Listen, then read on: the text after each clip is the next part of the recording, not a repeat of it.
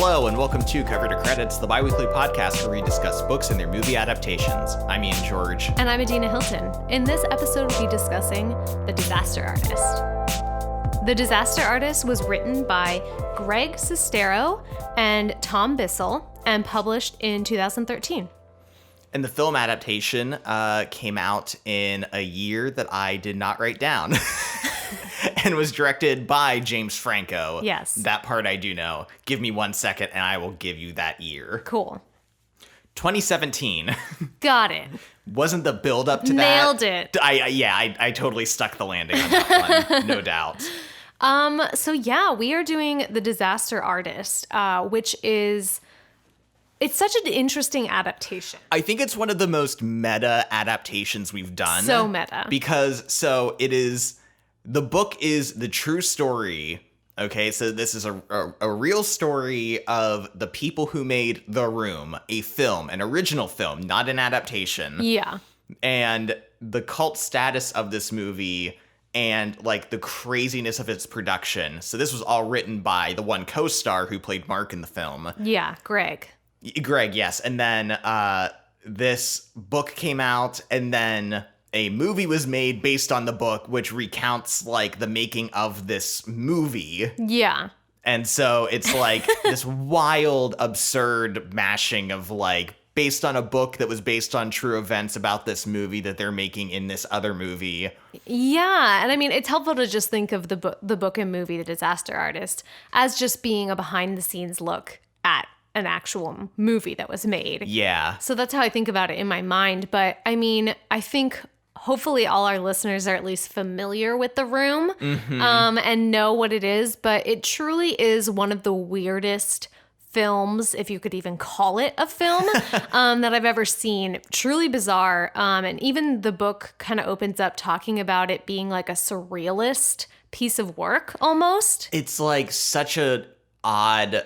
I don't know, stream of conscience, like unedited. Yeah. You know what I mean? Like if you did free writing, you know what I mean? Where you're not thinking about what you're writing and you're just going with your thoughts. And then if you took that and like translated it directly to film without anyone like just trying to stop fixing you. it or like editing it or like anything, like typos and everything and like no story, like that's what this movie feels like. Definitely. And Ian and I actually, we have a bonus episode for all our patrons who support us on Patreon where we just strictly talk about The Room because it is literally, it's so bizarre, it's so random, and we really wanted to have the space to just talk about the movie. Yeah. Because in this, we're going to be talking a lot about like so much behind the scenes stuff, the true story about Greg and Tommy and their relationship and how this movie, The Room, was made. So we really wanted a space to just go like, off on The Room a little bit. Yeah, like talk about it as a movie, like on its own, without getting into the behind the scenes stuff. It's just like if you saw this movie with no context. Yeah. That's kind of how we approached it. So if you really want more of our thoughts about the movie as a movie, become a patron. It's hugely helpful to us. We don't like doing ads on this podcast, so if you like the podcast and you want to support us, that is the best way to do it. And you get access to all our bonus episodes that are kind of like this, either if there's another adaptation about the book we're talking about, or in this case, a space for us to just talk about the wildness of The Room. So definitely check that out. Another thing I wanted to mention is that this is a patron request. Yeah. So our wonderful patron, Jack, who's from the UK, asked us to do this episode. And we are super excited that you suggested this one, Jack, because I wouldn't have necessarily thought about it. No, and I mean, we're obviously going to be getting into it, but like I was so shocked by like how just interesting and well written this book was and like what an interesting dive. Because I mean, you know, on the surface, it's like, oh, the wild shenanigans of the worst movie ever made. Like, I genuinely wasn't expecting much from the book. Yeah. But I mean, there's so much to talk about in terms of like the story and the people involved. And you're like, oh, this is probably going to be a crazy story. And you're like, I had no fucking idea. Like, it's literally like crazier than you could ever imagine. So thanks again to Jack for suggesting this. We will read a little portion of his response on the book and movie at the end of the episode. So that's fun. And I also want to mention too that The movie version of this kind of starts out the film in an interesting way where it's just a bunch of actors kind of talking about the movie The Room. Yeah, like playing themselves like in an interview setup. Yeah. Who were some of the people? Kristen Bell, Adam Scott. Yeah. J.J. Abrams, Keegan-Michael Key, just like a lot of like well-known famous people, and just saying like, and really acknowledging the fact that like so many like quote unquote good, well-made movies, like in my mind, so many of the movies get nominated for Oscars every year. Yeah. That 2 years later, you're like, oh yeah. What was that film? Yeah. You're just like, oh yeah, I guess that was around and maybe some people liked it, but like The Room, not even despite all of its flaws, but because of them, has stuck around. Yeah, and just kind of how unique and interesting that is and how so many people like revere it now because of that. Yeah, and it has this cult status. I agree. Yeah, so I think the movie starts out well, kind of giving us this context for this wild story. Yeah, this weird like contradiction of a movie and its popularity. Yeah. But the both book and movie kind of start off similarly, which is like the first meeting of Greg and Tommy. Greg is 19, I believe, in San Francisco, and he has a dream of becoming an actor, which began when he first saw Home Alone as a child, and he wrote his own fan fiction sequel, which sounded amazing. And so he's done some modeling at this point, like even in Europe. Yeah. But he really wants to act, and he's taking an acting class in San Francisco. Mm-hmm. And this is where he meets the famous Tommy Wiseau. We're going to pronounce it Wiseau. It's probably wrong. It's probably wrong. I think there are other pronunciations I've heard, but that's what we're going with. And Tommy is doing a performance of Streetcar Named Desire, and he's playing the role of Stanley, and he's just doing the whole part where he just screams Stella, but he's just going like ape shit. And it's funny, the book scene and the movie kind of play out the same, where he's just like writhing around, throwing shit. He like climbs up the wall at one point. He technically has a scene partner who's just like standing there. Yeah. I really loved the way the movie began with this, because it starts with him, you know, coming down from the seats, and like the camera's kind of like panning around him. Yeah. And like it's kind of his face is concealed. Mm-hmm. It's a really great introduction to him as a character. And in the movie before this, we see Greg do his own kind of sad attempt at a scene where he's like very nervous. Yeah, stiff. Clammed up, like not doing well, just seems like very afraid. And I really do, because this is a dynamic talked about in the book as well, which is Greg did feel kind of self-conscious, was, you know, having trouble letting loose. And even though Tommy wasn't a good actor, he was like fearless. Definitely. He just did whatever he wanted. And in fact, in the book, he talks back a lot to the acting coach. Yeah. Who everyone was scared shitless of. But he was just like, no, I disagree with you. Like, I think I'm doing it right. And Greg was like both amused, but like genuinely just really interested in him. Yeah, a little bit in awe. And they kind of form this friendship where they want to do a scene together, and then they start hanging out more.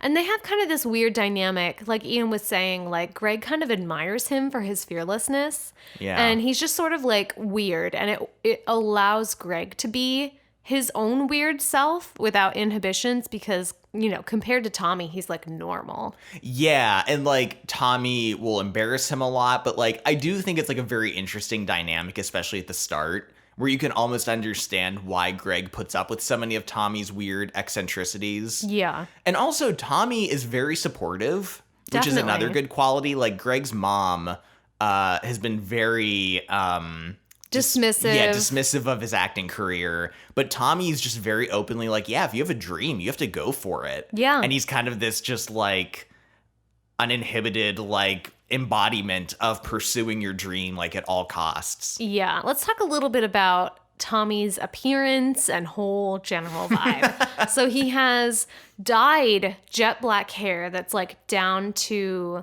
like past his shoulders.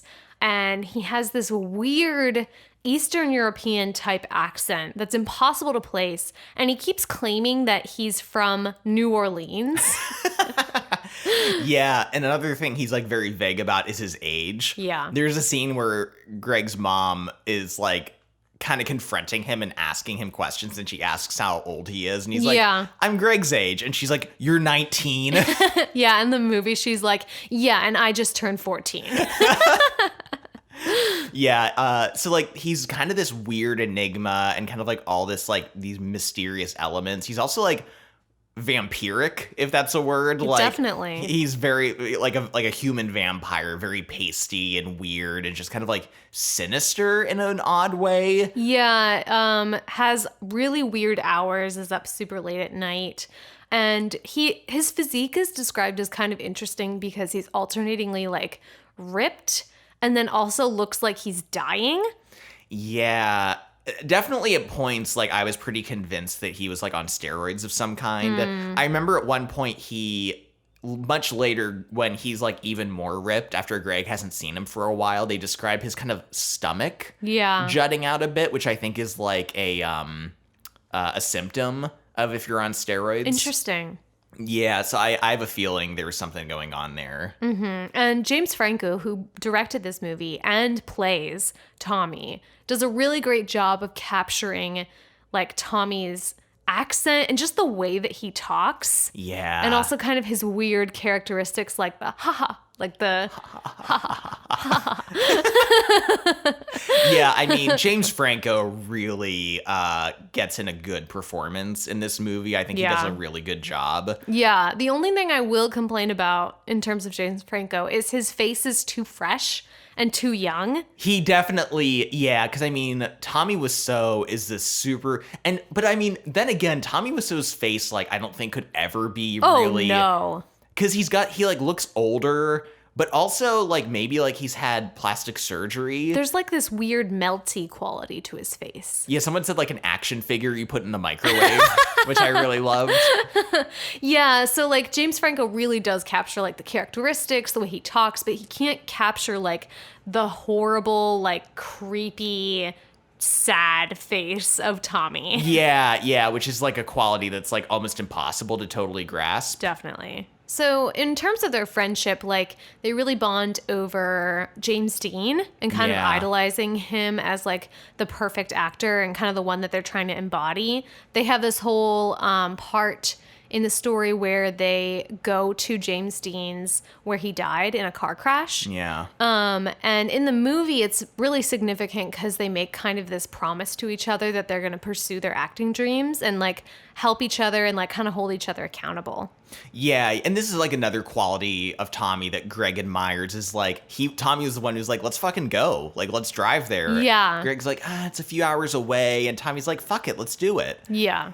So I think both versions do a really good job of like bridging that gap and letting you believe how they would form this friendship. And see Tommy's charms. And there is another thing that I had to think about too, and that the movie does a good job at reminding you, is like Greg is a little simple kind of in the movie. Like him talking about like, oh yeah, Home Alone inspired me to become an actor is clearly like kind of a funny line to make him look kind of a little dumb. Yeah. But I mean, when you're reading the book, I do think you kind of forget Greg is 19. Yeah. Like he's very young and like very impressionable. And I do think sometimes reading it, you're like, come on, Greg, why would you make this decision? Yeah. But like, he's still a teenager. Yeah. And so I do think like, even though, which, I mean, the part of Greg in the movie is played by James Franco's brother, Dave Franco, which, by the way, did you know there's a third Franco? I did know that because you told me. I guess I was speaking more vaguely because I remember telling there is a Tom Franco, which is so fucking funny. There's always like a third unfamous brother. Yeah. There's like the third Hemsworth. Yeah. There's other brothers out there. The Baldwins. There's like two additional Baldwins who you've never heard of. And now there's a third Franco. Wow. But so this the fourth Jonas brother. The fourth Jonas brother, yeah. Poor what's his name. Yeah. So this is where there's kind of a big split between the book and movie. So essentially, around this time, Tommy tells Greg about an apartment that he owns in LA. Yeah. And this is kind of our first big hint in the story that, like, Tommy has a lot of money and it's unclear what he does for a living or why he has money or this apartment. And why he has two apartments in two very expensive cities to live in. Yeah. But he offers Greg So in the movie, they both just agree to move down to LA together to pursue acting, and they become roommates like immediately. But in the book, it's very different. He offers to rent Greg this apartment so he can go down to LA and pursue his career. And this is kind of a big break for Greg because Tommy's going to let him have the apartment for cheap. So he'd be able to go down, audition for all the roles that he, needs to be like close to for. So this is sort of Greg's chance to try and make it.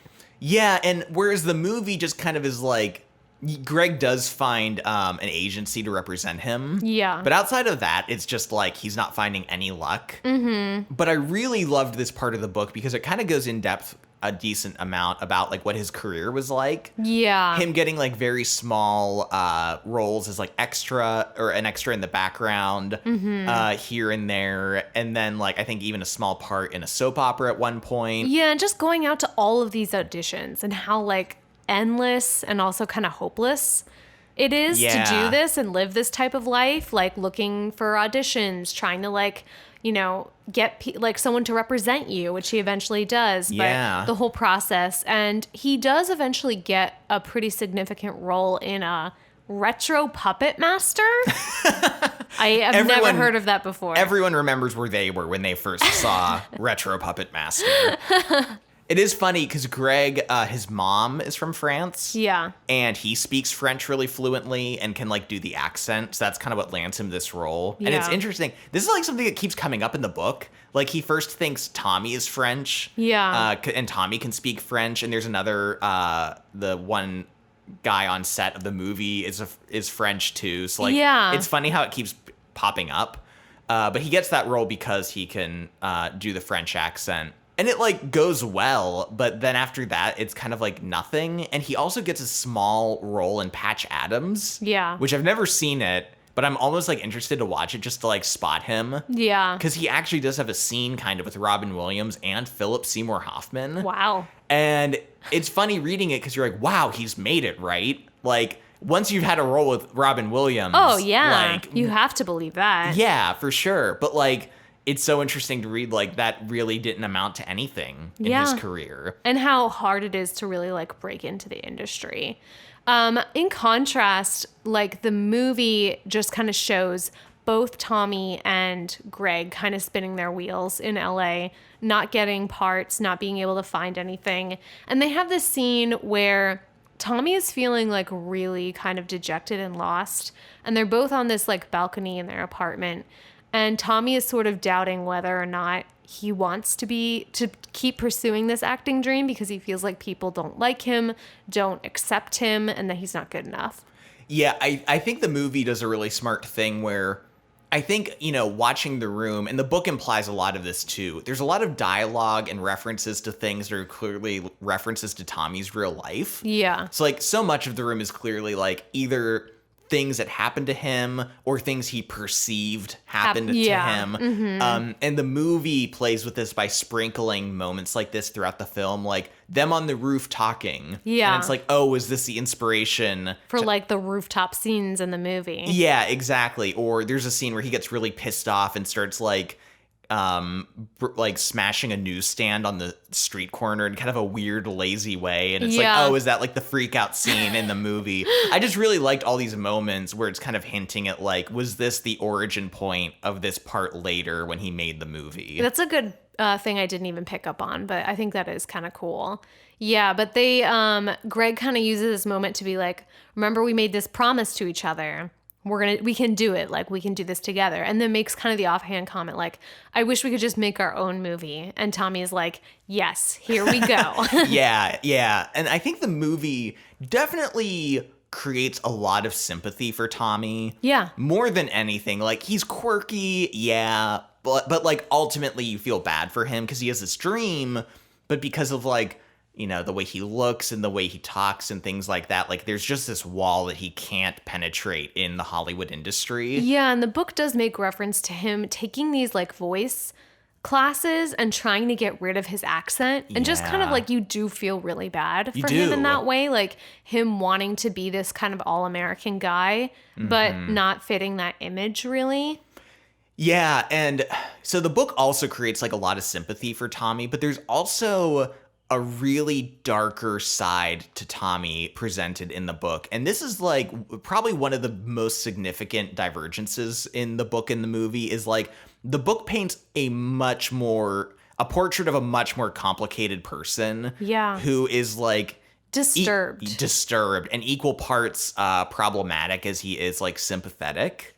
And a lot of this comes to fruition when Tommy does eventually move to LA to kind of live in the same apartment as Greg. Yeah. Yeah, and there, Adina, you have a part to read kind of in reference to this. Yeah, they get into this fight, and references have been made kind of to Tommy being like jealous of Greg and also jealous of Greg's friendship with other people, like him wanting to be like Greg's only friend, very possessive, controlling, and also like paranoid. Very paranoid. And he never wants Greg to talk about him to anyone else.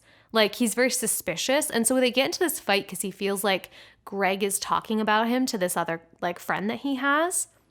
And he says, "Why you talk about me?" His voice was slightly more aggressive. "I don't even know why you talk about me to this friend. Why? You talk about Gene Shelton. You talk about football. You talk about acting, my place. Why do you talk about me?" He was screaming at the windshield, hunched over his steering wheel, too disgusted to look over at me.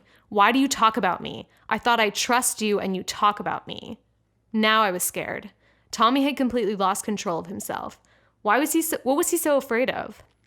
I knew then that this was how Tommy's planet operated. I wondered if the reason he didn't have any friends was that they all eventually wound up here, untethered, lost in space.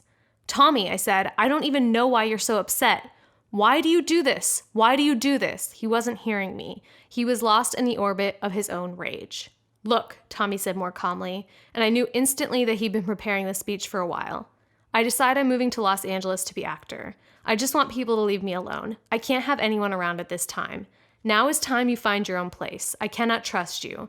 The feelings go away." Tommy held his thumb and forefinger apart and squeezed them shut. That was our friendship now, a molecule's width of nothing. This felt like a bad dream. Tommy was so oily with menace that all I wanted to do was run. The person whose support had meant so much to me was gone. I got out of the car and started walking away. Everything I'd worked for I thought was done. The next thing I knew, Tommy was driving beside me, urging me to get back into his car. "I'm sorry, Greg," he said, gulping the words. "I'm sorry I yell at you. I can trust you. You know that. You can stay in an apartment." That was all this ridiculous tirade had been about. Tommy was still capable of hurting and affecting and controlling me, and knowing that he could do all of those things was, to him, the very stuff of relief. Now that Tommy had this dark assurance, all between us was, in his mind, fine. But it wasn't fine. I now knew that everything my mom and friend had said about Tommy was right. There was something twisted and poisonous inside him, something potentially dangerous even. It was just a matter of time. That's a really good section, and it really gets into the meat of, like, there is this, like, weird, like, reading the book, I mean, obviously, like, Greg isn't murdered or, like, nothing that bad happens. No. But there is, like, this building creepiness and eeriness to Tommy where he feels very dangerous. Well, and in the book, there's a lot of allusions to The Talented Mr. Ripley. Yeah. And if anyone's read that book or watched the movie, Tom Ripley is this con artist who ends up becoming very violent and murderous. So, like, the whole time you're like, what is this person capable of, basically? Yeah, because, I mean, you kind of are never quite sure, like, where he's, his thought processes, what he's thinking, like his views on you or what's going on. Yeah. Like there is kind of this, like, I was honestly like very stressed reading a lot of this book. Oh, yeah. Like whether it was the filming of the Room movie, which was very stressful at points, or just like Greg living in the apartment with Tommy, because Tommy was like he would like be up at all hours of the night doing pull-ups in the doorway of Greg's room. Yeah, and I just, like, I really loved how complex and twisted Tommy was portrayed in the book, in the novel. Definitely. It's very nuanced, whereas I feel like the movie is a little more forgiving. Absolutely. And paints Tommy as, like, eccentric and weird, but, like, genuinely kind of a nice person with good intentions. Whereas the book is definitely like, this guy is kind of unhinged. Yeah, the movie builds up more to some of these points, like there is paranoia on Tommy's part in the movie. There is kind of abuse on Tommy's part in the movie. Yeah. But that like is more built up to the climax. So like, yeah. And could almost be written off as like, oh, the stress of the film is causing him to behave this way. Whereas the movie is like, no. The book. Or I'm sorry, whereas the thank you. Whereas the book is like, no, this is like his like baseline. Yeah. And it just shows kind of like how toxic their friendship is too, this abusive, controlling behavior where, you know, he tries to push Greg, and then is like, I'm sorry. And so it's interesting because even though this happens pretty early on in their friendship, they still kind of remain friends, and he and Tommy live together for a while. Tommy has this like really kind of depressive period where he's gone, supposedly in London, but Greg thinks he's just actually in San Francisco and kind of going through like a depression. And Greg gets like a call that it's almost like a suicide call at one point. Yeah. And he's trying to be there for Tommy and be like, hey man, like, I hope you're doing okay. And I know like things are hard, but like, you know, you can still do it. And kind of at the end of all this, Tommy comes back and has sort of reinvented himself again. Yeah, and it's almost like this moment, too, for Greg where he realizes, like, he's like, I'm literally the only person Tommy has. Yeah. Like, in the whole world. Like, Greg, even though a lot of parts of Tommy's life are mysterious, he's, like, pretty certain, like, he doesn't talk to anyone else. He doesn't, like, get out. He doesn't, like, have any other friends. Yeah. Which is why he's so jealous of Greg so much of the time. But, yeah, and it is this, like, he does feel responsible for him, even though he can be so toxic. Yeah. I just think, like, and it's worth mentioning, too, here that, like, the book, I think, is, like, super well written. Definitely. It is ghost written. Yeah. You know, it is Greg's story, but it is clearly enhanced a lot by the person who is writing it with him. Yeah, Tom Bissell, who wrote this with Greg. Yeah, I think his influence is clear. And just how well this story flows and the tones that are like really carefully portrayed. It's very thought-provoking and interesting. But yeah, I think it's cool to see this nuance and to at moments have sympathy for Tommy, but in other moments to be like, this is like a really bad person. Yeah, like genuinely you are much more like Tommy is probably way more problematic and bad than is like worth in the long run. Yeah, then it's portrayed by kind of like the fun eccentric that we might see like if you watch The Room, or if you're like, oh, this is just like a weird guy. Yeah, exactly. So Tommy has in the book returned from this like departure, like this like period where he was just gone. And in the movie we get a montage of him having this inspiration to write his own movie. Yeah. And it's great because, like, we get a lot of moments of him, like, saying certain lines as he's typing. Anything for my princess. Anything for my princess. Or, like, asking Greg, like, how long is a movie script?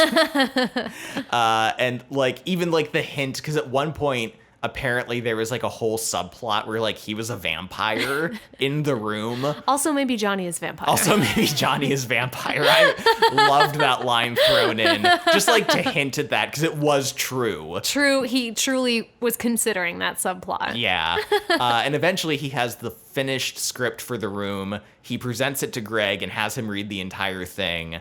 And it, like, it's kind of, like, portrayed differently, I think. Like, in the movie, he reads it, and it seems like he thinks it's, like, ridiculous and bad.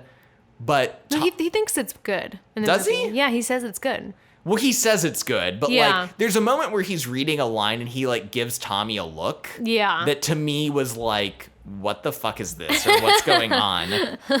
But Tommy offers him the role of Mark in the film, and he immediately takes it. So maybe he did genuinely think it was fine. Yeah. So Greg in the movie is kind of all on board. Yeah. Whereas Greg in the book, which is the reality of the situation, is that he's like, okay, this is crazy, but is sort of like guilted into helping Tommy with this movie and also eventually starring in it due to like money concerns.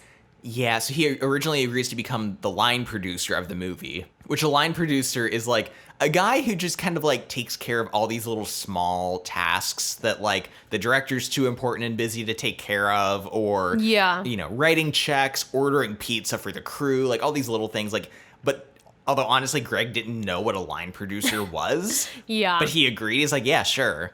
And Tommy had been upfront about the fact that he wanted Greg to star in the movie as Mark. He wrote the part for him.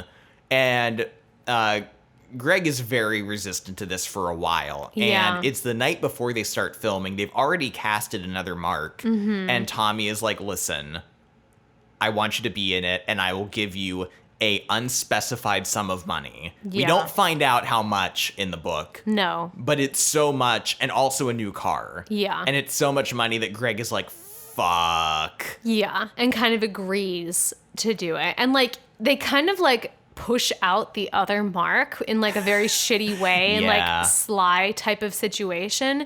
But yeah, they're just reactions to being involved in the production are very different in the book and the movie. And in the movie, Greg is kind of more all on board, and we see like them casting and doing all these decisions, and Greg is like, yeah. He's like very like, let's do this. Whereas in the book, it seems kind of like he knew it was doomed from the start, but was like an unwilling participant that was like, but the money though. Yeah, that money though. We kind of get a first hint at like what this production is going to be like when Tommy scouts out a production company, Yeah. I think it is technically, where he's like, I need cameras. And they're like, okay, here's our camera rental package that like all films rent cameras. Like big films, Yeah. like big directors rent equipment. And Tommy's like, no, I want to buy the equipment. Yeah. And once again, the book, I love how it gets into the details. It's like, really no one buys equipment. First of all, it's super fucking expensive, but also film equipment is constantly evolving. Yeah. So within 2 years after you've bought something, it's already like obsolete. Mm-hmm. But Tommy is like, I don't care. Also, I'm going to film in 35 millimeter film stock and then also HD digital Yeah, simultaneously, which they're like, why? No, just what? And there's so many things about like this, like both require different lighting, both require different like camera crews. Yeah. They had to build a custom rig that held Both cameras. And like in terms of like the ultimate, it took me a while because I tried to find out. I'm like, did they only use one footage for the final cut, or did they combine them, or what was happening? Apparently, they only used the 35 millimeter film stock for the final cut of the movie, is what I've read. If that's incorrect, please let me know. But one thing I read said, because they were mentioning all the expenses at the end that went to waste. Yeah. And one of the things it said was like the HD camera, like they didn't use any of it, allegedly. Wow. So this is like so weird about Tommy making this movie, because he spends like all of this money on Exorbitant stuff amounts that of like money. you don't need to spend money on. But then he does other things, like he's not paying his cast and crew very much. No. And like refuses to have like water for them on set, and is like super stingy about other things. So it's like this weird dichotomy. And also some of the choices he makes in terms of set is very strange. Like it's almost he has this idea of what making a movie should be, and he refuses to listen to anyone that's like, oh, we've made movies, we actually do it this way. Yeah, because he insists on having like sets. You know what I mean? If a scene takes place in an alleyway, he's like, we need an alleyway set. We have to create it. Yeah, and people are like, I mean, we should just go to an alleyway. There's one right outside. We can just film right here. And he's like, no, we're gonna do like a real Hollywood production. He keeps saying this isn't Mickey Mouse. Yeah. I don't know what that means. No. But throughout the book and movie, he keeps saying like, this isn't Mickey Mouse stuff. So like he insists on making sets. And really, all of his decisions boil down to control. Definitely. Because like he chooses to like buy all this different film equipment and everything. But like if someone's like, can we have water? He's like, no, because ultimately it's like a form of control he has over everyone. Definitely. And he's like, I don't want you to have this thing. I want you to do this thing.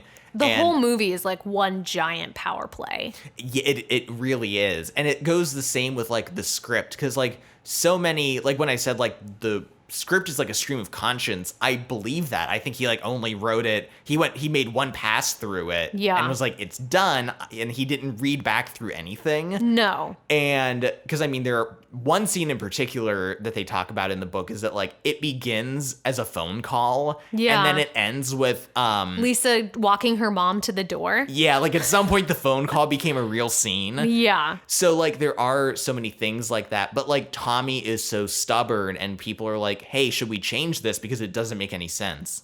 Or like this line is in direct contrast to something said 2 seconds prior. And he's like, no, you have to give the line exactly as I wrote it. And if you've seen The Room, you know that it's riddled with continuity errors. Yes. And also plots that go nowhere, dialogue that just seems redundant and makes zero sense. And it's clear from watching that movie and also reading some of this backstory in the book that like literally so many people tried to get Tommy to change things. Yeah. Like everyone was like, can we do this a little bit differently? And like some things may have been slightly altered. Like but Tommy's flying car at the yeah, end. yeah, they're like, we're not doing that. Yeah.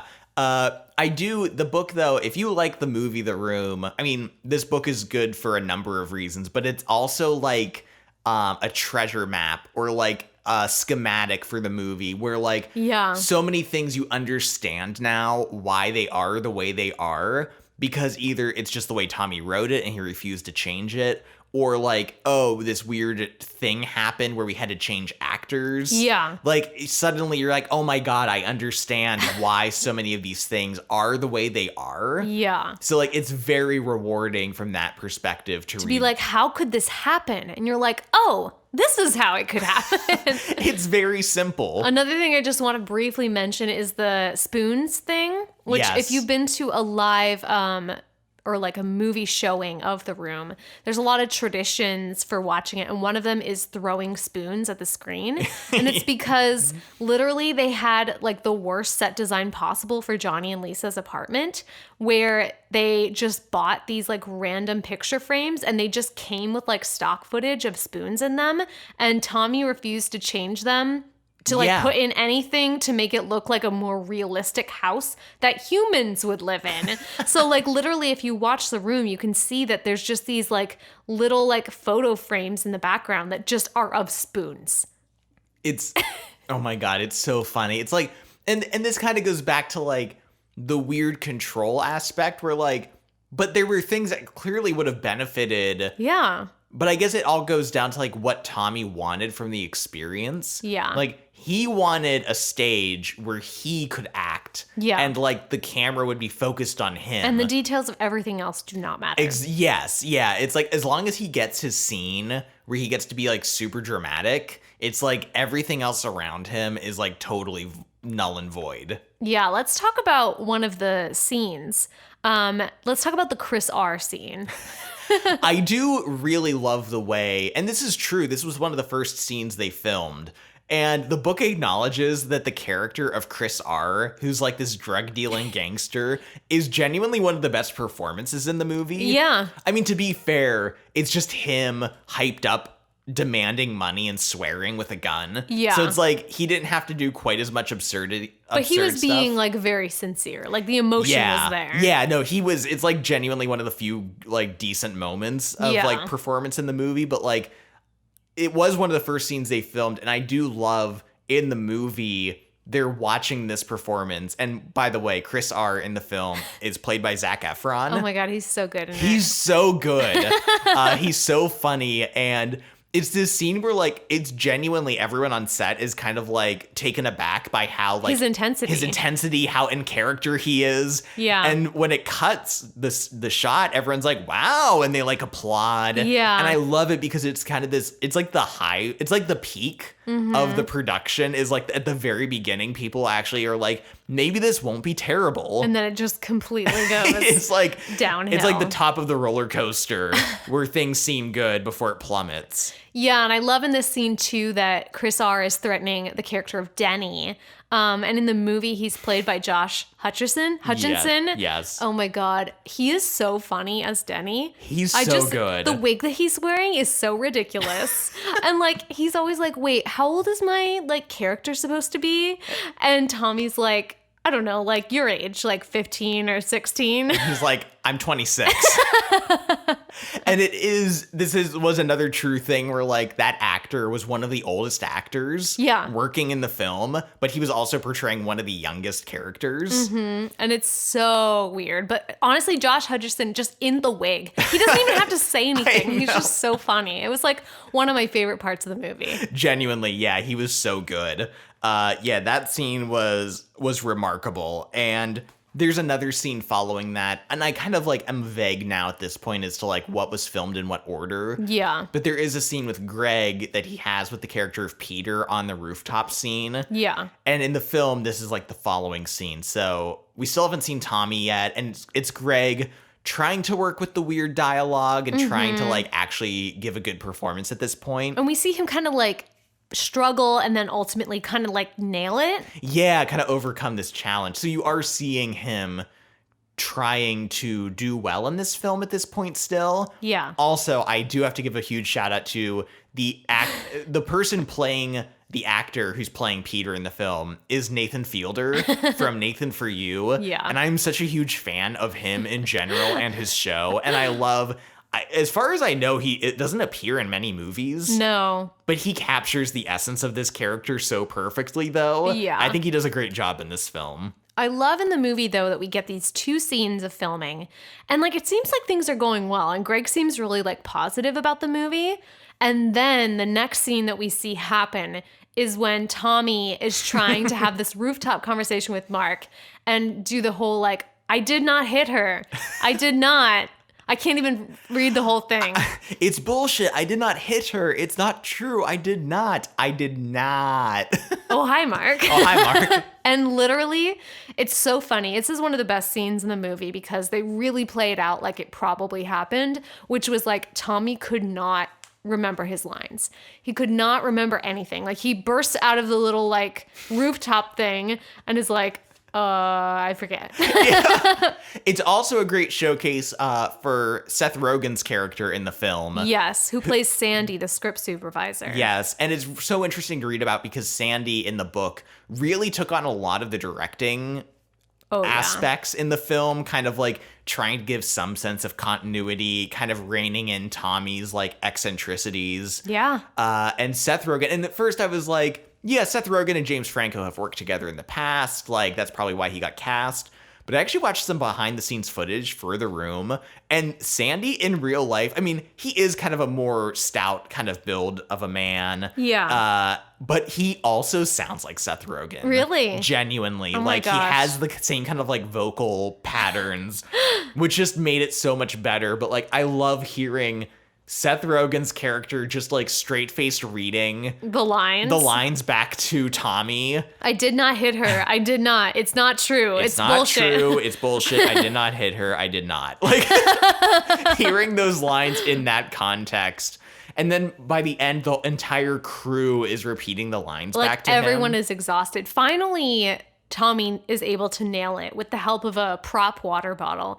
But in the book, Greg says that, so this is a 7-second scene, and it took over 3 hours and 32 takes to film. It's remarkable. It's just like a slice of like how the whole movie was. And the Chris R scene, so originally the Chris R scene was filmed in the alleyway set. Yeah. And then they decided to reshoot the whole scene on the rooftop because Tommy thought it would be more dramatic. And I'm not entirely sure if it was only the rooftop take of the scene or if it was accounting for the alleyway take as well. I mean, regardless, it doesn't matter. But the Chris R scene in the film took 2 weeks total to film. Oh my God. Whether that was both versions or just one, that's absurd. And I loved that the book made a point of saying that 2 weeks that it took to film, that's the equivalent of how long it took to film the D-Day beach landing scene in Saving Private Ryan, which is one of the most remarkably filmed war scenes in all of cinematic history. Oh my God. And that was like the equivalent of the Chris R scene in The Room. I loved that. Oh my God. It's also interesting to point out that in the book goes into a lot of detail on like how horrible it was for the crew and the actors to film this movie. And actually, the movie had 3 directors of photography. Yes. Because the first one, Raphael, was just like, listen, we need an actual line producer. Greg is also acting in this. Like, I can't work this way. Like, we need to have structure. We need to have someone to do these things. And he kind of makes this demand of Tommy. He is like, listen, if you don't do this, I'm not doing this. I'm like leaving. And Tommy, classic Tommy, just ignores the problem. And then finally, Raphael's like, I'm leaving. Like, fuck you, basically. And it turns into this like mutiny where a ton of the crew end up leaving the production. Yeah. Then they get someone else, Graham, to be the director of photography, and things are like fine.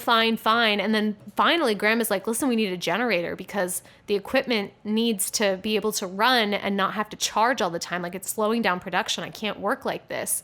And again, Tommy is just ignoring because unless it's about him, he doesn't want to be bothered. No. And I loved Graham. He was like the hero for like one page in the book. Yeah. Because he's like one of the few people who stood up to Tommy. Because Yeah. Tommy lied and he was like, oh, I called about a generator, but they don't have any. And Graham was like, you're full of shit. He's Yeah. like, I called them. They have generators available. He's like, you're a fucking liar. Yeah. And it's so interesting to like to read about how the way like a lot of film productions happen. Because like the director of photography, like the entire crew who is dedicated to the filming of the movie, who I'm guessing do the lighting and actually run the cameras and do all that shit, they're like the DP's crew. Yeah. And so the DP just like snaps his fingers. He's like, we're out, guys. He's like, we're out. And like everyone just packs up and leaves with them. Yeah. And so Graham did the same thing that Raphael did and like basically took the whole crew. Only one guy stuck around and he became the new director of photography. Yeah. But it was just this wild series of events. To have this happen twice. Oh, yeah. Is super indicative of the way that Tommy operates and how just completely self-absorbed and egocentric he is. He's just a complete narcissist and refusing to even like just bargain with someone over something.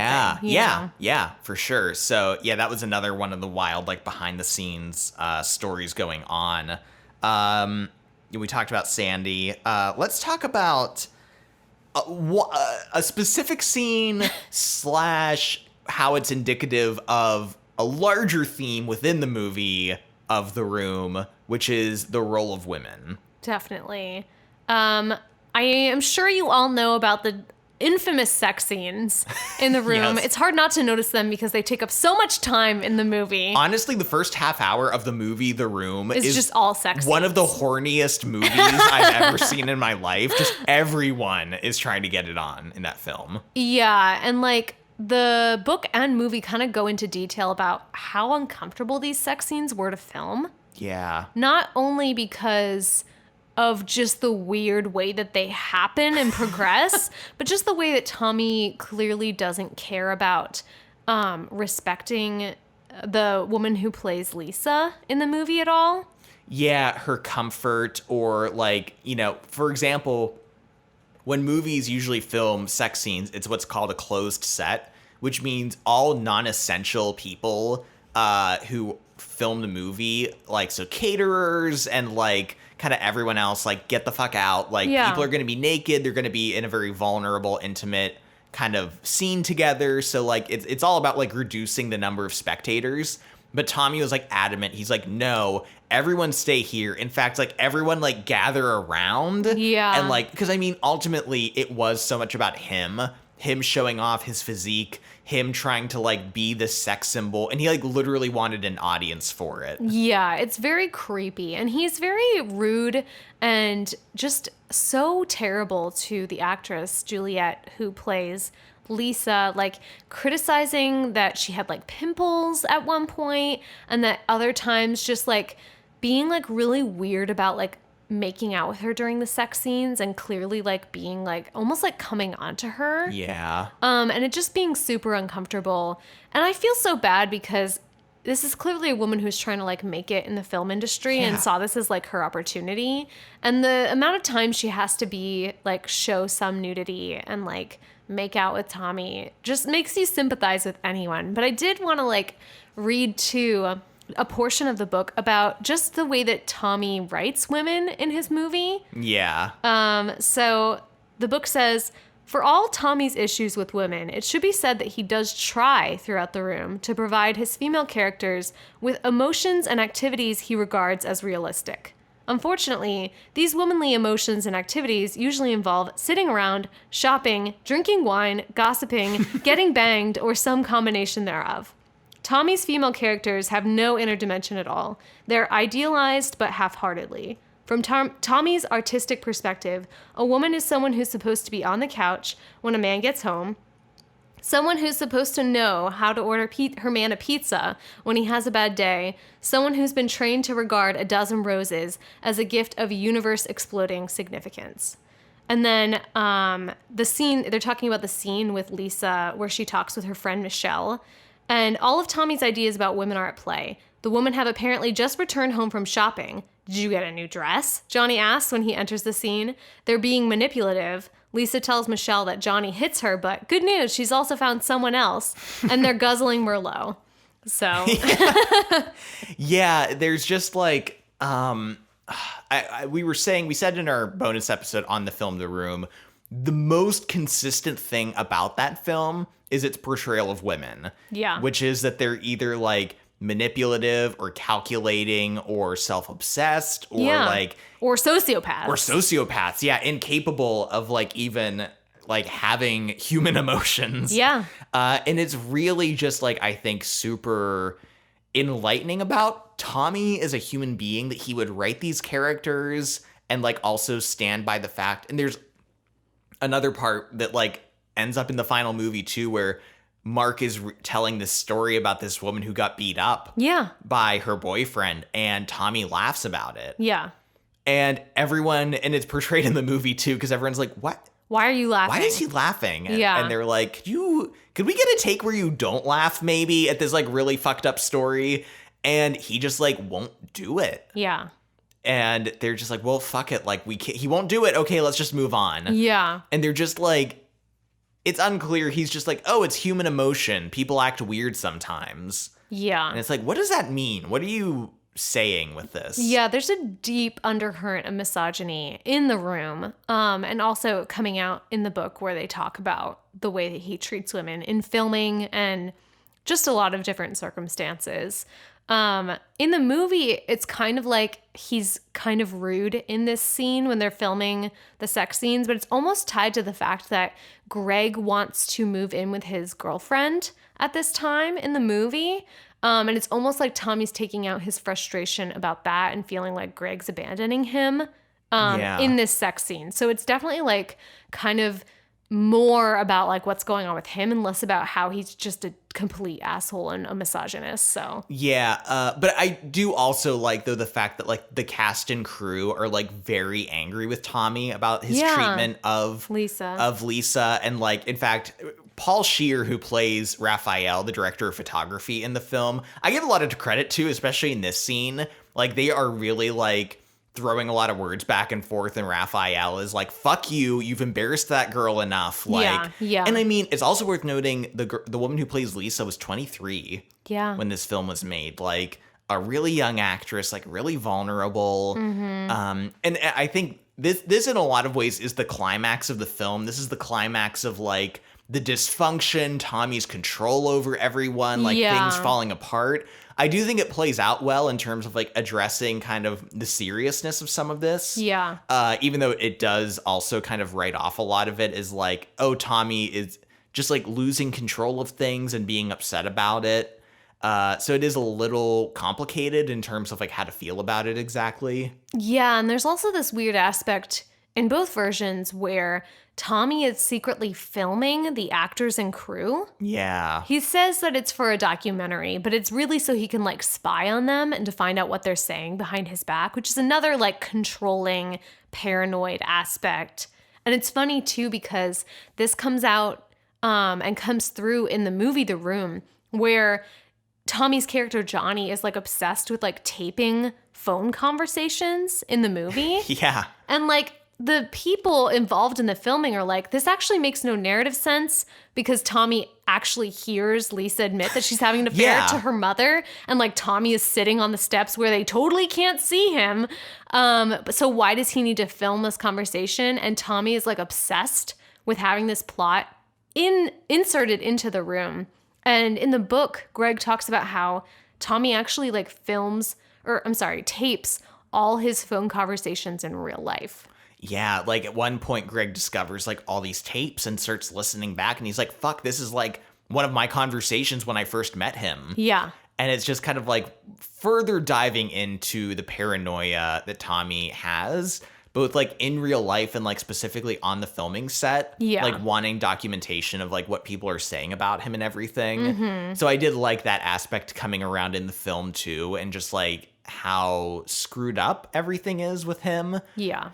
I also wanted to take a moment to talk about the making of the movie The Disaster Artist, because it's kind of funny. It's kind of one of these like art imitating life, imitating art kind of things, because like people were saying, you know, the film The Room was directed by Tommy, who was also starring Tommy. Yeah. And it was like him running around. And then the film The Disaster Artist, which is about the making of The Room, was also directed by James Franco, who was also starring in it as the guy who was directing and starring in the film. Oh my God. And Seth Rogen, I think, specifically was interviewed and talking about how weird and surreal and bizarre the filming of The Disaster Artist was, because he's like, you had James Franco, who was acting in this movie that was being made, and he would come over to you and give you directions for The Disaster Artist, but he never dropped his accent as Tommy. Oh my so he'd God. come over and start talking to you, and he was like, it was so confusing and surreal into like, what is actually happening? What's in this film? Like, what's going on? What universe are we in? Yeah. So I thought that was like really interesting. There's also a more unsettling art imitating life quality that we should acknowledge too, and that is James Franco himself has had accusations put of on sexual him of harassment, yeah, and inappropriate sexual contact with, you know, a girl who was like underage. So yeah, it's something definitely that we wanted to mention, because like talking about things from kind of like a feminist lens and being like kind of critical of certain things is important to us. Yeah. So yeah, I think it's weird because I think almost he hasn't had the fallout that a lot of other actors have had in the wake of a lot of Me Too allegations. But just because it hasn't affected him as negatively as some others doesn't mean that it's not important to talk about and important to amplify the fact that he himself has probably taken advantage of a lot of young female actresses. Yeah, it's kind of odd because like rumors about James Franco in this way have kind of been floating around before like the Me Too movement began. And in that way, I think that's almost what protected him. Because like, whereas with other actors and celebrities, it was like this revelation, like, oh my God, Harvey Weinstein is this, or like Louis C.K. is this. But for James Franco, it's like, I mean, we've known about James Franco, so it almost like protected him in an odd way, where he kind of got past this. Yeah. But it was something, you know, we don't know as much about those accusations as others, but like, it's something we definitely wanted to acknowledge and mention, because we are praising his performance in this movie. Yeah. But it is worth, especially in this context, worth mentioning that like he himself has been accused of not having great relationships with female co-stars and other women in his life. Yeah. So we definitely wanted to acknowledge that as well. There's also this other point of contention on set, which is Tommy demanding that Greg shave his beard. Which is weirdly not really a problem in the book / real life. Well, it was and it wasn't. So the movie makes it more of a plot-driven point. Yeah. Where Greg... We actually get another cameo by Bryan Cranston, which, by the way, I wish there was a way to like count or quantify cameos in a Oh my film. God. Because I think this movie genuinely would like win for the most cameos. There's so many comedic actors and like big names who appear. Judd Apatow. Oh my God, we didn't even talk about that scene, but that's wild. We didn't, yeah. The scene where Tommy is trying to perform in front of Judd Apatow in a restaurant. Yeah. Where I think he is playing himself. Yeah. Is a really good scene. And Bryan Cranston appears as himself. But then other actors are obviously also appearing in like roles. So, you know, Hannibal Buress and so many other people, you can't even count them. But Bryan Cranston offers Greg a small part in Malcolm in the Middle as like a lumberjack character. Yeah. And so when Tommy asks Greg to shave his beard, he's like, fuck no. He's like, I can't. Like, I have this other part I want to play. I can't shave my face. It's like literally the main thing that got me this part or offer. Yeah, and Tommy is like refusing to accommodate Greg and is sort of like, you have to choose. Like, you either do this movie with me or you do this like one-off thing. Yeah, and it's kind of this breaking point. Greg also has a girlfriend who is in both played by his wife. Who's played by his real life wife, Alison Brie, who I love Alison Brie so much. She's so great. I was so I was so glad to see her. I thought you were just gonna end it. I just love her so much. End of sentence. Yeah, but this is kind of like a breaking point for her in the film. The fact that like Greg is like willing to give up this much better offer of a role for Tommy, who she hates already. Yeah, she can't stand him.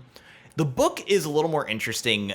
You know, Tommy wants Greg to shave his beard. He's like, fuck, no, I don't want to. I like my beard. Like, I'm not gonna do that. And he can't understand why Tommy is so adamant about this, like why he thinks it's important. And eventually he also agrees to. We get this scene in the movie The Room where he shows up with a clean-shaven face and everyone makes a big deal about it. And the tux scene. The tux scene. And there's ultimately this revealing moment during the scene when Greg enters the scene. Everyone's making a big deal about his face. And they're all wearing tuxes. Yes. And Tommy calls him Babyface. Mm-hmm. And this was Tommy's nickname for Greg, like, for years now. And it clicks for Greg all of a sudden. He's like, holy shit. The entire reason you demanded I shave my face was so you can use my nickname, my real-life nickname, in this movie. It's like this elaborate backstory that has just, like, completely... Yeah. Like, it makes no sense, but you're like, also, it makes perfect sense. Yeah, and there's, like, really a lot of interesting insights, I think, to Tommy, like, emotionally, and how his insecurities and other qualities come out in the script of the movie. Yeah. One thing is that, like, he wrote this movie and cast it with like a bunch of young actors. Like everyone except for Lisa's mom is like way younger than Tommy. Mm-hmm. And like that relates to his insecurities about his age. Yeah. And he, what was the other thing? He also... just like almost like this movie is like an idealized version of what he wants his life to be.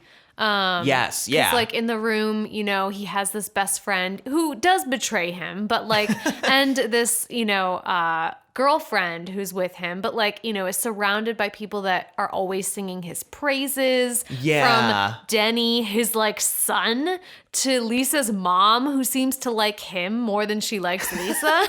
Yeah, and it's this weird like contrast of like, he's like the greatest, most handsome, like alpha male, like great at sex and like super sexy man, but then also is like betrayed and no one appreciates him. Yeah. Even like the end when he kills himself in the movie, some people have said like, oh, it's like this teenager's fantasy about suicide and how everyone would be sorry like if they did it. And that was mentioned in the book, and I liked that a lot. Same. Just because kind of showing how everyone's had that fantasy before, but usually you don't make like a movie about it. Yeah. And it's like, I mean, I think it's already transparent a little bit, but like I think Greg in the book gives it like another level of insight that's like always really interesting. Yeah, definitely. And in the movie around this time, we kind of get like a falling out between Greg and Tommy. And they're filming some scenes outside. They're throwing like the football back and forth. Mm-hmm. And it's sort of Greg, because like the beard shaving thing is a much bigger deal in the movie. Yeah. So I think all of this is kind of coming to a head. You know, we just had the like very tense sex scenes that were filmed as well. So Greg kind of lashes out at Tommy and kind of it's just like, you're a terrible person and like you've been using me, etc. Yeah, it's this real falling out. And I do think it was interesting that like this is reflected in reality a little bit. In real life, or in the movie The Room, when they're throwing the football around, Tommy does kind of tackle Mark at one point, and it kind of plays off as being playful in the final movie. Yeah. But Greg was like, no, he kind of actually did that in real life because Greg spoke to him in French, which is a huge no-no for Tommy. Yeah. And he was like pissed off. So there was like real life tension at this point, even if it wasn't this huge falling out. Yeah. All American boy Tommy. No French for Tommy. No. That's why they never say fiance in the movie. Which is wild. Yeah, I know. It's always like wife to be. It's so crazy.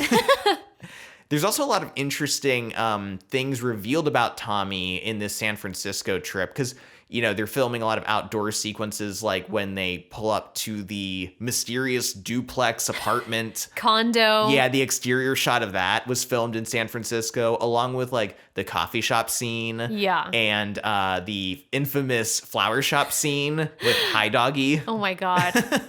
But all these were filmed like at the tail end of the movie in San Francisco. And in the book we find out while we're there, we find out a little bit more about Tommy. It's like super weird because Tommy's being really evasive about it. And this is not in the movie at all. It's all in the book. So in the book, they, you know, are going to film this stuff in San Francisco, and they get to Tommy's like business, which is Street Fashions. Street Fashions USA, Adina.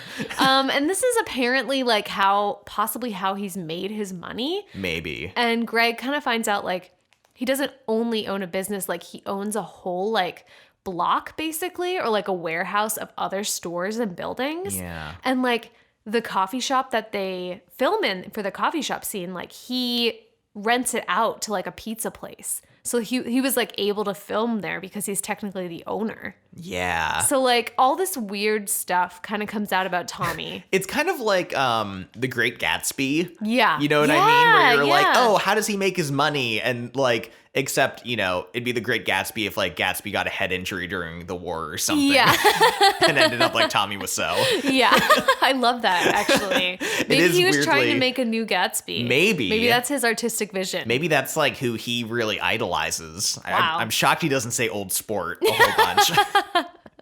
Babyface instead. Yeah. But yeah, so like it's just kind of like further adding to this mystery. And there's also a part in the book that it's kind of this pseudo backstory for Tommy. Yeah. Where it's set up in a very odd way where it's kind of like, I read back on this part to try to understand it a little bit more. From what I can understand, these are things that Tommy has said in the past about like maybe not him, like stories about someone else almost. Yeah. But what Greg kind of has pieced together, what he imagines maybe is Tommy's true story.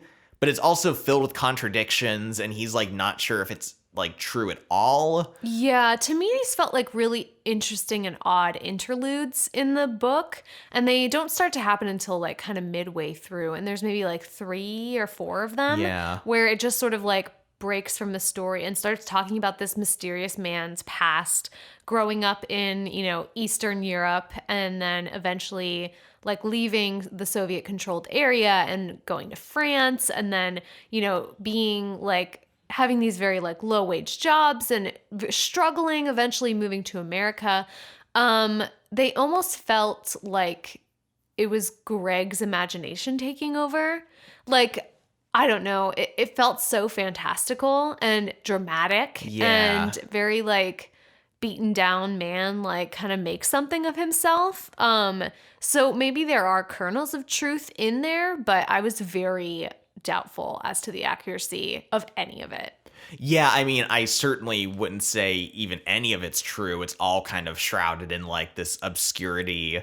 But it is interesting. I really did enjoy this portion. Yeah. Because I mean, it reminds you that like no matter who Tommy is, he does have he comes from somewhere. Yeah. He has a backstory. He has family somewhere. Yeah, and there's actually a really interesting portion, though, because, like, of the book, a little passage I want to read, because I found it to be super interesting, and it ties back into the Talented Mr. Ripley a little bit. Yeah. Kind of talking about con artists. Mm-hmm. And they talk about the movie The Talented Mr. Ripley a lot in this book. Yeah. And it kind of goes into, like, whether Greg had been, like, manipulated this whole time. Mm-hmm. The passage goes, "That's the thing with con artists. They never tell you their story. They give you pieces and let you fill in the rest. They let you work out all the contradictions and discrepancies. They let you believe that the things that don't add up are what make them interesting or special. They let you believe that in those gaps are the things that hurt and wounded them. But maybe there's nothing in those gaps. Nothing but your own stupid willingness to assume the best of someone."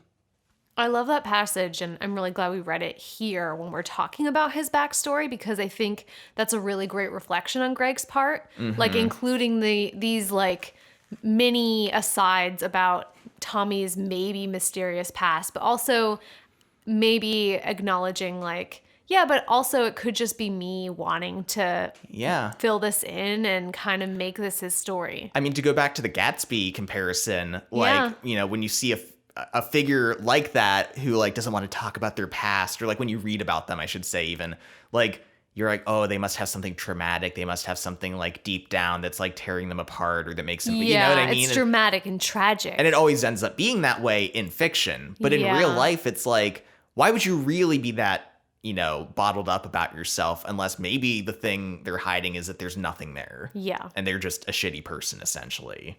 I love that. So it's a, you know, I love the way the book kind of delves into the mystery of Tommy and really questioning, like, what kind of person is he?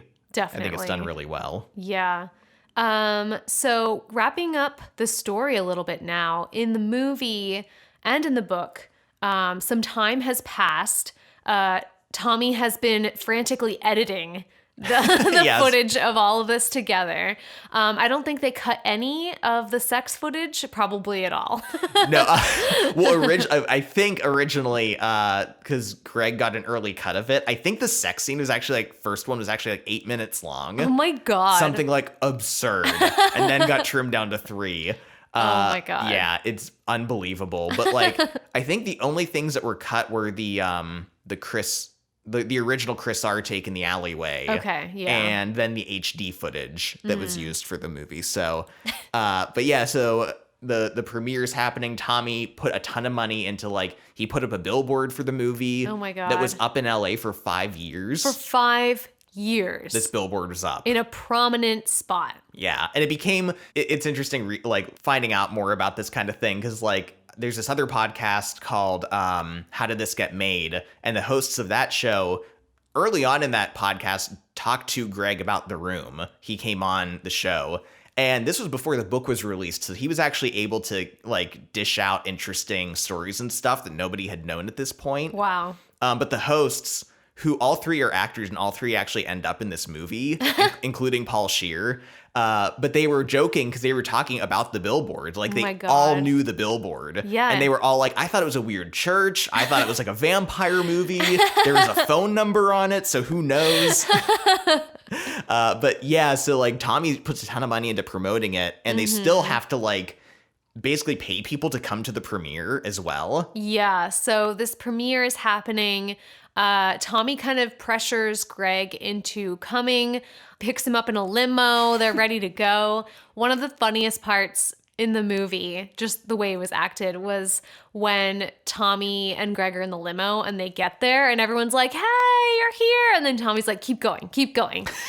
And he's like, circle. There's not enough people here yet. So they just like keep circling the block. Well, it's so funny because like the limo's plastered with posters for the movie, and Tommy has his face sticking out the window. So everyone knows it's him. Yeah, there's no denying it's him passing by. Yeah. And yeah, so like everyone involved is in attendance. Even Sandy and Raphael, who in the movie were let go. Yeah. In reality, both of those people left the project before it was finished and did not attend the premiere. Yeah, they were like, fuck that. But it is fun seeing all of them in the same space and experiencing the film when it starts. I did really like this part of the movie, just seeing all the actors in there and the crew members and everybody who's been like kind of like making jokes and being uncomfortable throughout the whole movie. And then this is like their awakening to like what has been born into the world. And they're just like, oh my God.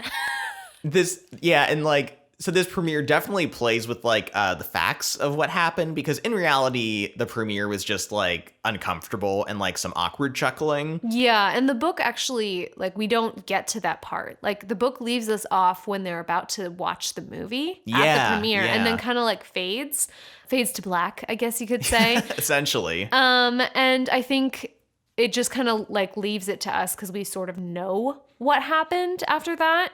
I do like that the movie is sort of giving us how this movie's reception has been like kind of spun. Yeah, because in this one screening, we watch the evolution of how this movie is perceived. Because at first, the audience is like, okay, this is supposed to be a drama. That's what's intended. Yeah. And then the slow realization of like, oh, this is really bad. Oh my God, the dawning horror on the actors' faces is priceless in this movie. And then the further realization of like, oh my God, it's so bad. It's hilarious. It's so funny. Yeah. And, we see how like by the end, the audience is just, uproaring in laughter. Yeah. And at first Tommy's really upset and like leaves the theater and Greg has to chase after him. Mm-hmm.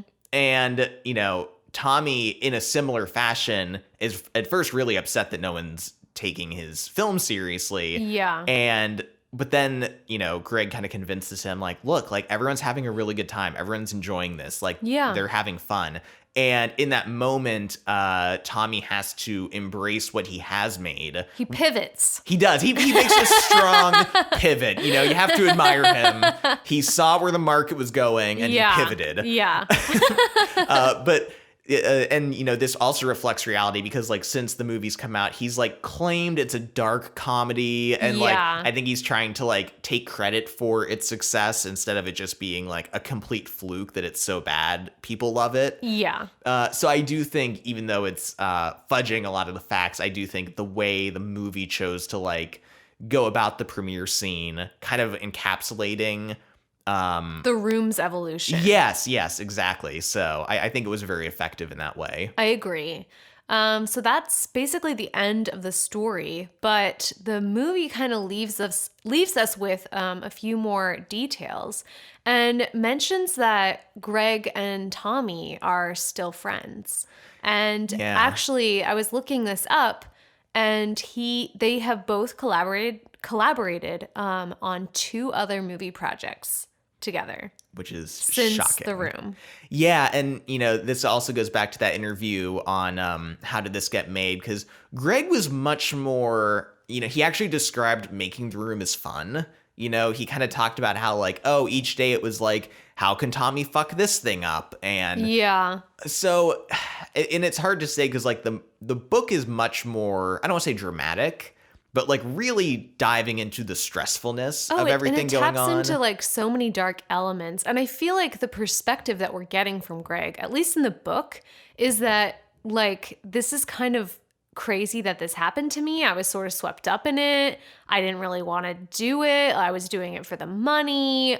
But I think those motives are definitely suspect because there's so many moments throughout the book where we're reading it. Like that one scene I read earlier that Greg is like, this was my wake-up call. I had to like stop being friends with Tommy, or I had to move out of Tommy's apartment, or I had to like change my life, but he doesn't. Yeah. So I'm like, did he even have those revelations, or did he have them and just ignore them? Yeah, and I mean, in the interview as well, they asked him, like, do you receive royalties from the movie still, like from the sales of DVDs and the screenings and stuff? And he admitted that he does, and that, like, he's been able to travel because of it and everything. So, like, he could also still have his horse hitched to Tommy because it's paying off in the long run. Yeah, and I mean, I know everybody has people in their life that aren't perfect. But there definitely comes a point where you're like, why are you still hanging on to this friendship? Yeah. Like, what does it bring to you? And I guess money could be one of those things. Another thing it could be would be like, maybe he feels bad because Tommy doesn't have anyone else really. Maybe. And he's like his only friend. So he might feel like a sense of obligation in that way. Or who knows how, or how fictionalized the book is. Yeah. You know what I mean? Maybe things are made out to be more dramatic than they were. How true is the true behind the scenes story? That's a good question, that we have to ask.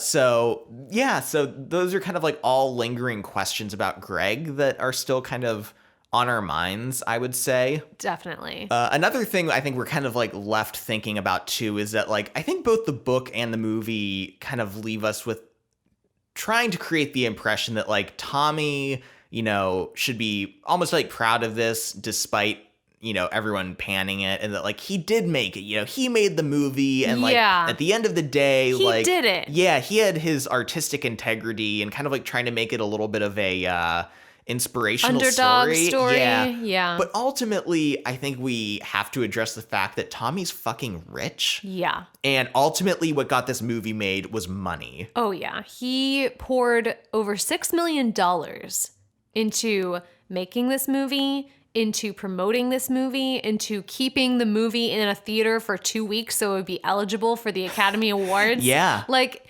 it's just nuts. And I think it's brought up a lot in the book, but not as much in the movie.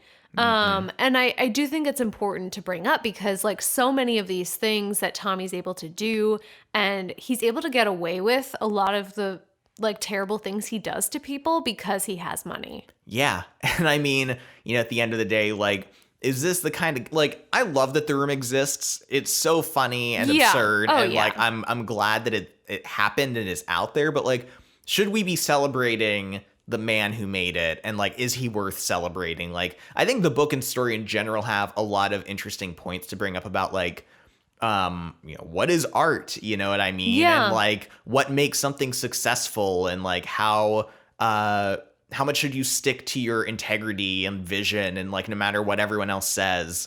Like, I do think there are a lot of interesting points surrounding that concept. But like, you also have to address the element of money, which is like predominantly the only reason any of this happened. Definitely. And that's an important point. So now that we've kind of talked through some of the ending, which do you think is better?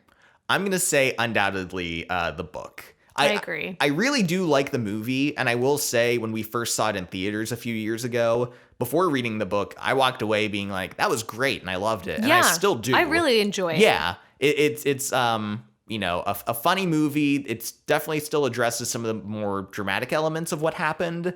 But, reading this book and just realizing how kind of like sinister Tommy could be, how kind of twisted his relationship with Greg was. Yeah. A lot of the just absurd craziness that happened around this movie that couldn't even... They couldn't put it in the movie. Yeah, it's too much. It's too much. Exactly. It's literally so wild.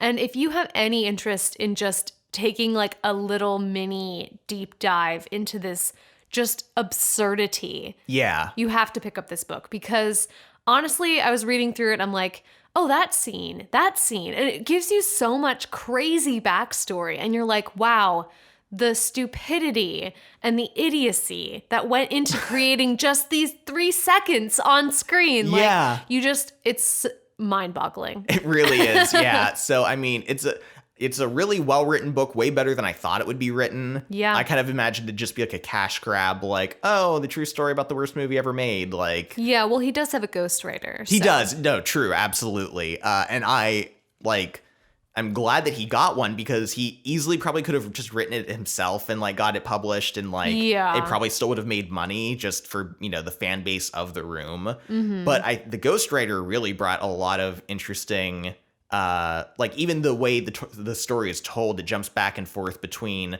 the filming of The Room and the backstory of how Greg met Tommy and moving to LA and his career, which was a great way to structure it because like there's so much to talk about with the making of the movie. Yeah. But it would be just way too much to like have that all together. It would be so overwhelming and stressful. It would be. This was genuinely such a stressful book to read. Like it was a little bit. I didn't find it that stressful actually. Maybe it's hard to attribute. I should say I had a sense of stress reading it, and it's hard to attribute how much was the book and just like what's just the world right now. Exactly. Yeah, it could easily be that. But yeah, I think it's a solid book from both of us. So I just want to read our patron Jack's little review and thoughts on the book and movie. So he sent us something, and I'm going to read his portion here. The Room has always been a surreal pleasure of mine. My friends and I have been to the annual screenings at the Prince Charles Cinema, best independent cinema in central London, multiple times. I actually have a signed headshot of Tommy Wiseau by my front door. The felt tip scribble simply reads, "Dear Jack, love is blind. Love, Tommy Wiseau." It still makes me chuckle. The encounter from which it originated was, as you'd expect, not typical. A few years ago, I discovered the book about how this film came to be. What I like about the book is that between the many eyebrow raises, astonished laughs, and even moments of severe discomfort, it did not feel like the cheap shot anthology I had half expected. I got plot, well-timed flashbacks, and a narrative that kept me engaged and thoroughly entertained. I definitely smiled as I developed a sneaking suspicion that Sestero, either consciously or not, almost certainly injected some more wisdom into his past self. The Greg in the pages just seems somewhat more self-aware and wink-wink than the sequence of events would suggest. But hey, I can take a little artistic license, and I am not one to scoff at the little shot at internal redemption. The film adaptation was also enjoyable, though more linear, and I missed the hypothetical backstory of Wiseau found in the book. However, some of the creative liberties were slightly jarring for me, like the scene where the film is first premiered. I understood the decision to place a narrative emphasis on Tommy having made people happy, but I just preferred the book's emphasis. There was something satisfying about the final emotion being one of wonder, bewilderment, and simplicity. Essentially, a man wanted to make a film, so he did. As the book fades to black, there's a slight sense that the phenomenon that it became is almost a footnote, and I like that. In conclusion, big surprise, I'm going with the book. So I totally stole your fade to black comment, Jack. I'm like, it seems right to say it. Oh, it's because I read it. But yeah, that was Jack's thoughts. I totally agree with you, Jack. And thank you again for suggesting this episode because it was one that I don't know if we would have picked on our own, but turned out to be so fun and wild and entertaining and very thought-provoking as well. Yeah. Like I said before, I would have just assumed the book wasn't that good, which shame on me. I shouldn't just make those assumptions. And I'm super glad we got to read this one, watch The Disaster Artist, and also, watch The Room again. So yeah. Should we jump to lightning round? Let's do lightning.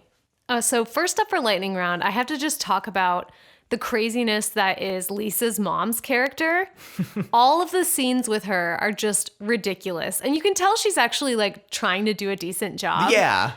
So there's a part in the book where she talks about the actress, Carolyn Minot, who is playing Claudette. So Carolyn liked to remark that every one of her scenes in The Room amounted to the same thing. You should marry Johnny. He's the perfect man. Also, I hate this person and that person. And now I have to go home. This day's particular scene, however, had Lisa admitting to Claudette that she was, in the words of Tommy's original script, doing sex with someone else. Also in the original script, this scene opens with Lisa answering the phone to talk to her mother. While writing the scene, Tommy forgot at some point that Lisa was on the phone, so he ends the scene with Lisa walking her mother to the door and saying goodbye. It's the most wonderfully surreal thing I've ever read. So it was almost much, much worse. Yes. That's a great part. So something else that was crazy was like the onset injuries. Yeah. In the scene where Tommy has to enter the roof giving his famous I did not hit her scene, it's amazing because Greg gives him the water bottle, gives him this pep talk about using it. And in the movie, he just does the scene better with the water bottle. But in reality, the first take he tried with the water bottle, he cracked his head off the door frame. Oh my God. Because that door frame is like 4 feet high. And he like got a horrible like bruise on his head that they had to like ice down for like an hour after. I was like, it's so funny. And the guy who played Peter hit his head off the spiral staircase. Oh my God. And like it was bleeding and he got a concussion, but Tommy wouldn't let him go to the hospital. So people have like noted in that scene, he's like blinking a lot and kind of like supporting himself, I think, on the fireplace. Oh my God. Because he had a concussion. That's crazy. And that on top of Claudette's fainting from dehydration, it's just so remarkable, all of it.